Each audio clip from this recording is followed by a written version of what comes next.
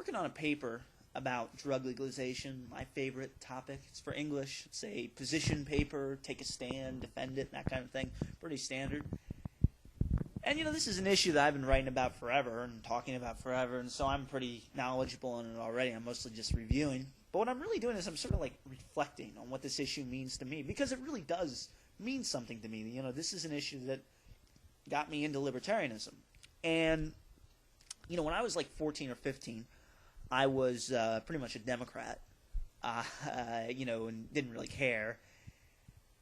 And just on my own, I just started asking questions and thinking about this drug war. And I sort of questioned it, and I did some reading, and the reading I did led me to the libertarian conclusion that all drugs should be legalized, that prohibition is ineffective and has all kinds of unintended consequences that are much worse than the effects of drugs themselves. Anyway, and I took this position, and in the process of doing so, I sort of made these realizations that affected how I looked at everything, and it just sort of expanded, and it wasn't like I had a philosophical breakthrough that I then applied to looking at issues. It was like these issues led me to have a philosophical breakthrough, if that makes any sense. And so that's basically how I got on the path to where I am now. And there were a lot of steps, but the sort of path began at drug legalization. That's what what led me through the door into this area of thought. Now, when I think about drug legalization, it totally makes sense, because there are realizations you make when you accept that position that are just so core to libertarianism. Like this idea that, really, the questioning of the authority of the government altogether. What authority does the government have to tell me what I can and cannot put into my own body? And even if I personally disapprove of something, that's not really reason to tell other people not to do it. I mean, if it doesn't affect me, why should I care? And just this live and let live idea, which you would think is should be just so obvious, but I really don't think it's talked about enough. It's not it doesn't really get that much exposure.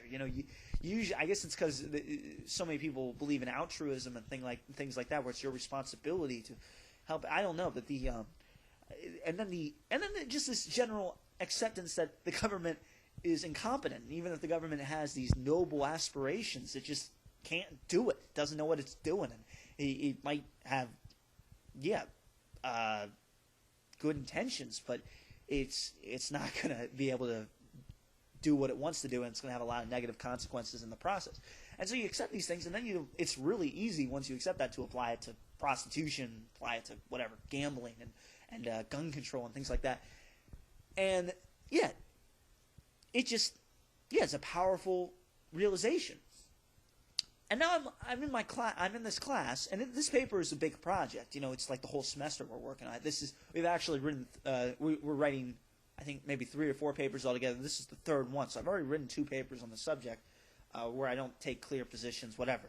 But this is the big one. Anyway, but in class we go and we get to talk about the issue and introduce our arguments and debate with people in class. It's real fun. And I remember when I first brought up this argument in class at the very beginning of the semester, or not the argument, my stance, and I was like, I'm going to write about how all drugs should be legalized. People didn't believe me, or they were like, oh, you mean marijuana? No, I mean all drugs.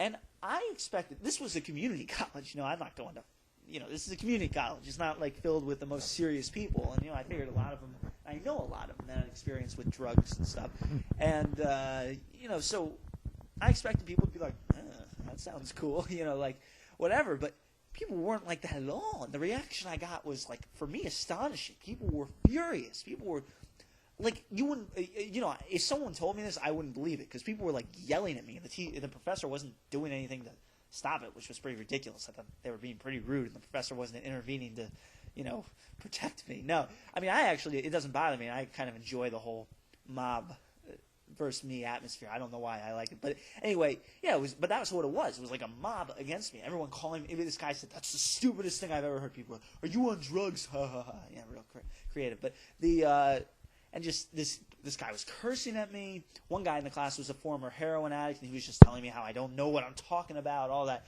whatever. And and this was just, I was like, this is going to be difficult. This is going to be harder than I thought. But then another day I got to introduce a couple of my arguments, like really briefly, like in a little 4-sentence paragraph. Just write some basic arguments real quick. That was the sort of in-class assignment.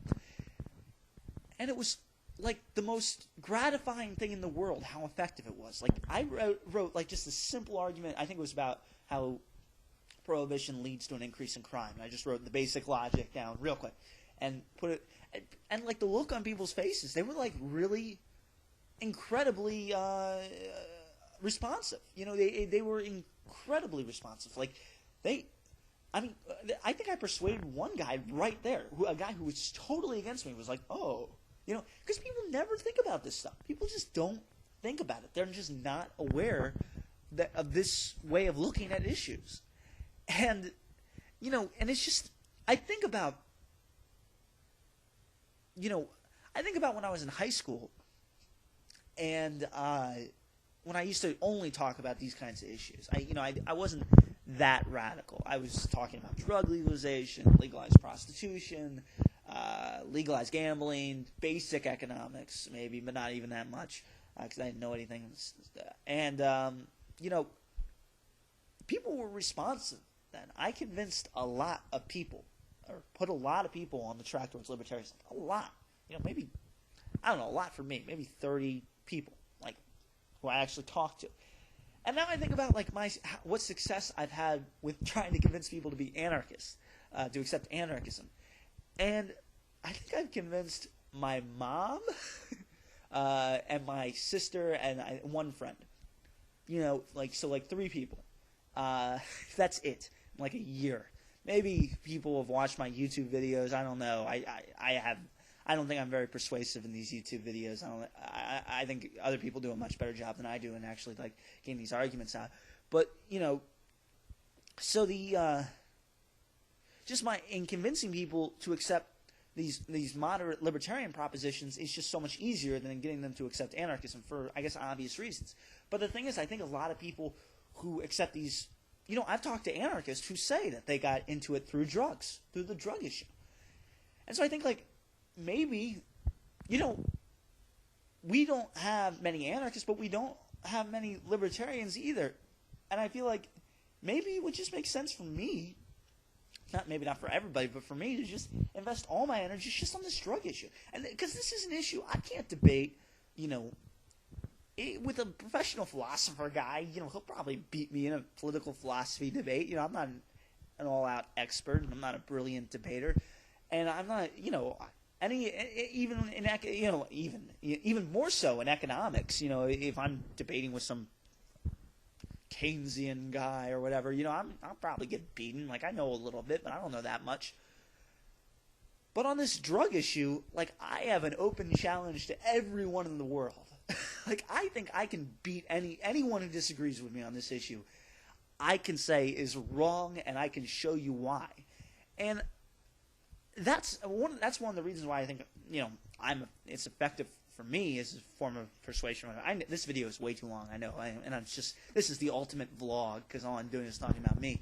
But you know, I just think it's just, I'm really starting to think that I should just say fuck it to all this anarchism stuff. Just forget this anarchism stuff, or not forget it, or still be aware of it and still believe in it even for myself and for when it's really appropriate, when I'm really having like a deep conversation to bring up and talk about, and, you know, when there's an opportunity to, when someone's actually, you know, expressing interest in it, maybe. But as far as like when someone's like, you know, I'm voting for Barack Obama. Don't vote for Barack Obama. Be an anarchist. Like, you know, that's like how the conversations usually work for me. Like, I'm trying to get these people who have never even thought about libertarianism to accept the most radical conclusions ever. I'm almost out of time already, but, you know, and it's just so ineffective and so weak. And I think this drug issue is a possibility. I think we could really legalize drugs. I think that could really happen. You know, I believe anarchism would work, but I have my doubts that it'll ever happen. I don't think it's out of the question for drugs to be one day legalized. So I'm just saying, I think the reaction I've gotten from this class, it's making me think that my energies are best invested in this drug issue. And that from now on, that's going to be the thing I talk about the most. Maybe not on YouTube, but in real life, just in time.